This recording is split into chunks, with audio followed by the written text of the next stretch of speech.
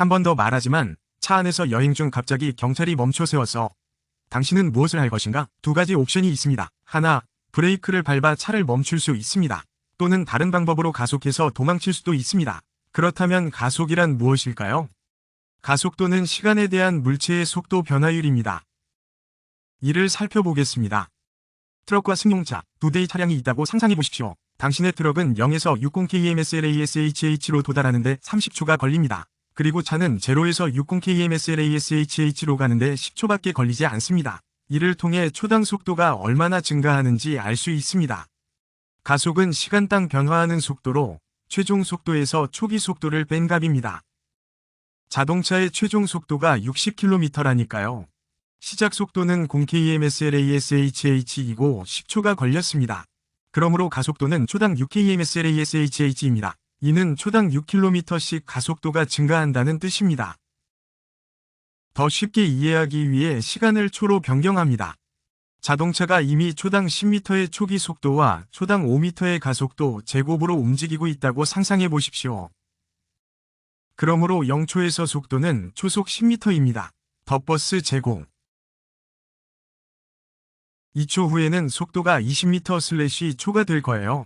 그러므로 가속도는 속도가 얼마나 빨리 변하는지를 알려줍니다.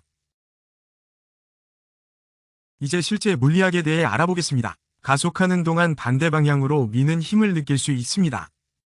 차가 앞으로 가속하면 우리는 좌석에 밀려들게 됩니다.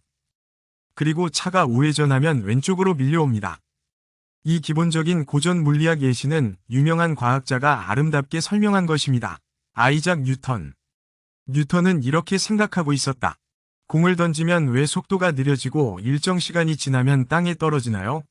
우리 모두 알다시피 그는 이것이 지구의 중력 때문이라고 인식했습니다. 중력은 공에 작용하는 외부력 중 하나이며 마찰과 공기 저항도 외부력입니다.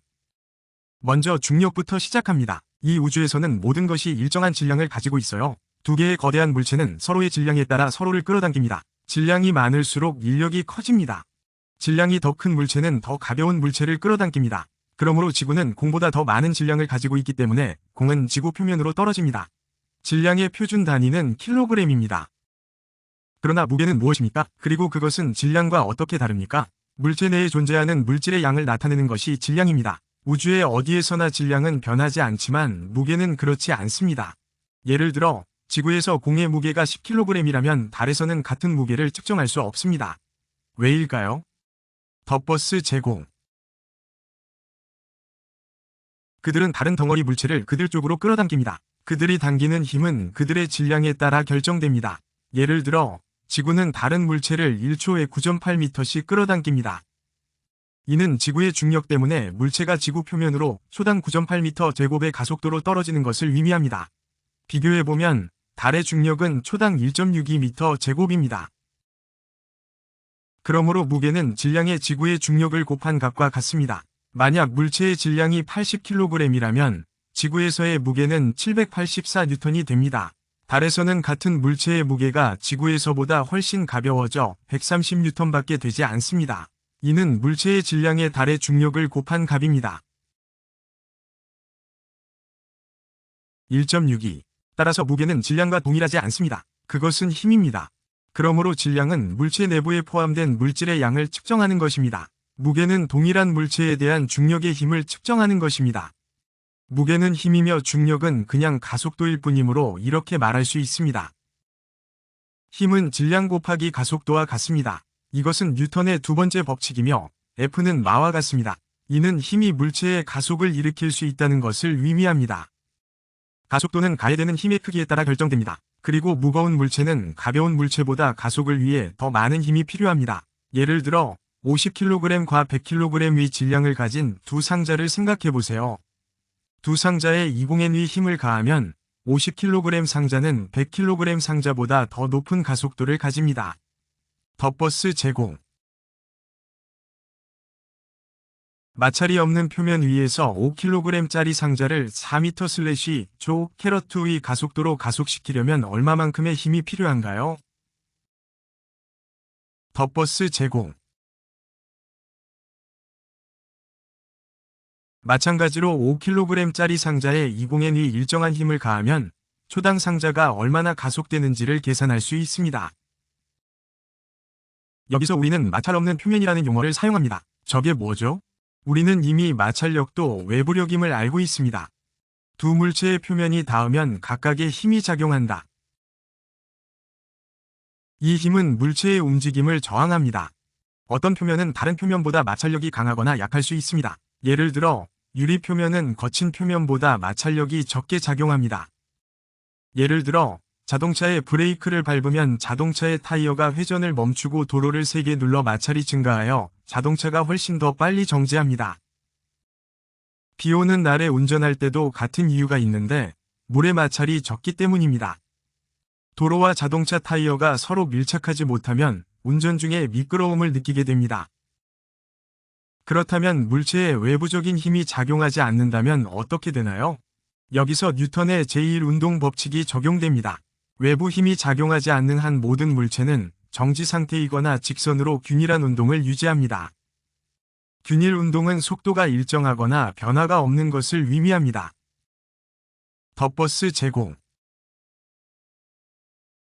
몸에 힘이 느껴지지 않습니다. 덧버스 제공.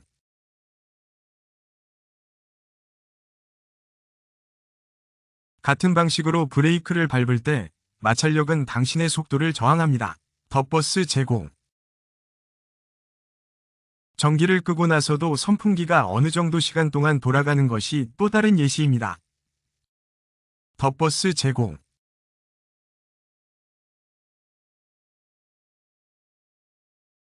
이것들은 지구에서의 예시입니다. 하지만 보이저 우주선은 연료나 엔진을 사용하지 않고 우주를 여행하고 있다는 것을 알고 있습니다. 이것도 뉴턴의 제1운동 법칙 때문이야. 심한 우주에서는 마찰, 중력, 공기 저항과 같은 외부적인 힘이 없습니다. 보이저 탐사선을 멈출 힘이 없다. 따라서 일정한 움직임을 유지합니다. 보이저와 충돌하는 소행성이나 우주 암석이 없다면 보이저의 속도는 바뀔 수 없습니다. 이제 공이 땅에 놓여 있다고 상상해 보십시오. 그것은 멈춰 있는 상태이지만 어떻게 그 상태를 유지할까요? 공의 중력이 계속 작용하고 있습니다. 무게 중심을 향해 공을 끌어당깁니다. 즉, 지구의 중심입니다. 덧버스 제공. 이것을 수직력이라고 합니다. 이 두 힘은 서로 상쇄되어 공이 그 자리에 멈춰 있게 됩니다. 이제 물체의 알짜 힘은 0입니다. 공을 움직이려면 네트 포스를 더 크게 해야 해요. 그러면 이제 한 소년이 공을 차면 공은 약간의 힘을 얻게 됩니다. 덧버스 제공. 하지만 결국 일정 시간이 지나면 그것은 멈춥니다. 왜냐하면 마찰력과 공기 저항과 같은 다른 힘이 반대 방향에서 작용하기 때문에 공이 멈춥니다. 하지만 공을 차면 발에서 뚜렷한 피드백 감각을 느낄 수 있습니다. 이는 당신이 공에 힘을 가하면서 동시에 공도 당신에게 힘을 되돌려주기 때문입니다. 여기에 뉴턴의 세 번째 법칙이 있습니다. 모든 작용에는 반작용이 있습니다. 예를 들어 점프할 때 다리는 땅에 힘을 줍니다. 그리고 땅은 반대 방향으로 같은 크기의 힘을 줘서 당신을 공중으로 띄웁니다. 세 번째 법칙에서 가장 좋은 예시는 로켓 발사입니다. 로켓이 발사되면 로켓 엔진이 엄청난 속도로 아래쪽으로 배기가스를 내뿜습니다. 반작용으로 인해 로켓이 위로 밀려 올라갑니다. 이 힘은 로켓의 질량보다도 강하며 지구의 중력도 능가하기 때문에 로켓은 위로 솟아오릅니다. 로켓이 발사대에서 성공적으로 발사되면 두 번째 운동 법칙이 적용됩니다. F는 ma와 같습니다. 로켓은 연료를 배출함으로써 계속해서 일정한 힘을 받아 초당 가속도를 얻으면서 속도가 증가합니다. 덧버스 제공.